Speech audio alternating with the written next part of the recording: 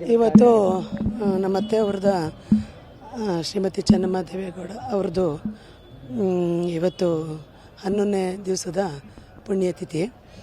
ಈ ದಿವಸ ನಾವು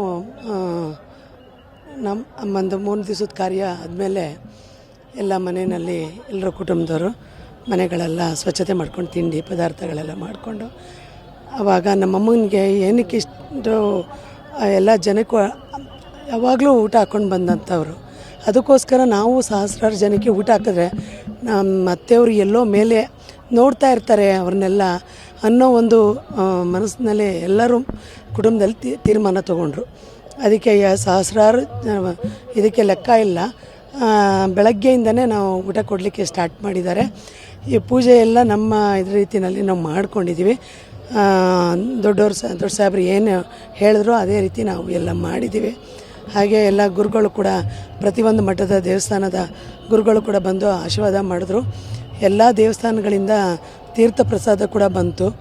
ಹಾಗಾಗಿ ಇವತ್ತೆಲ್ಲ 11ನೇ ದಿವಸದ್ದು ಪುಣ್ಯತಿಥಿ ಕಾರ್ಯಕ್ರಮ ಇವಾಗ ನಡೀತಾ ಇದೆ. ಅದು ಮುಗ್ದಿಲ್ಲ ಇನ್ನೂ.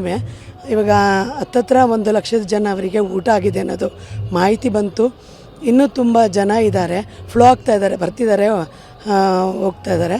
ಹಾಗಾಗಿ ಇವತ್ತು ನಮ್ಮ ವಿಧಿವಿಧಾನದ ಏನು ಧರ್ಮ ಕಾರ್ಯಗಳಿರುತ್ತೆ ನಮ್ಮ ಇದರಲ್ಲಿ ಮನೆತನದ್ದು ಅದನ್ನು ನಾವು ಪೂರ್ಣಗೊಳಿಸಿದ್ದೀವಿ.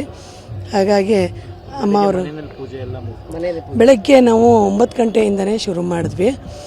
ಮನೆಯಲ್ಲಿ ಪುಣ್ಯ ಮಾಡಿಸಿದ್ರು, ಮತ್ತು ದಾನಗಳು ಕೊಡೋದೆಲ್ಲ ಮಾಡಿಸಿ ಮನೆಯಲ್ಲೇ ಅಮ್ಮನಿಗೂ ಎಡೆ ಇಟ್ಟುಬಿಟ್ಟು ನಂತರ ಇಲ್ಲಿ ಜಮೀನ್ ಹತ್ರ ಬಂದು ನಾವಿಲ್ಲಿ ಅಮ್ಮನಿಗೆ ಸಮಾಧಿಗೆ ಮಾಡೋವಂಥ ವ್ಯವಸ್ಥೆ ಮಾಡ್ಕೊಂಡ್ವಿ. ಪ್ರತಿಯೊಂದು ಮಾಡಿದ್ದೀವಿ. ಅವ್ರಿಗೆ ಇಷ್ಟವಾದದನ್ನು ನಾವು ಮಾಡಿದ್ದೀವಿ. ಅದ್ರ ಜೊತೆಗೆ ಇಲ್ಲಿಗೆ ಬಂದಿರೋ ಅಂಥ ಅವರ ಕುಟುಂಬಸ್ಥರು ಅಥವಾ ಬೇರೆಯವ್ರಿಗೂ ಕೂಡ ಅವ್ರಿಗೆ ನಮ್ಮ ಅತ್ತೆಗೆ ಏನು ಚಕ್ಲಿ ತುಂಬ ಇಷ್ಟ ಅವ್ರಿಗೆ. ಹಾಗಾಗಿ ಆ ಚಕ್ಲಿ ಮತ್ತು ಮೈಸೂರು ಪಾಕು ಈ ಥರದ್ದು ಭಾಳ ಇಷ್ಟಪಡ್ತಿದ್ರು. ನಾನು ಮೊನ್ನೆ ಹಾಲು ತುಪ್ಪ ಕಾರ್ಯಕ್ರಮಕ್ಕೂ ಮಾಡಿಸ್ಬೇಕಾದ್ರೂ ಕೂಡ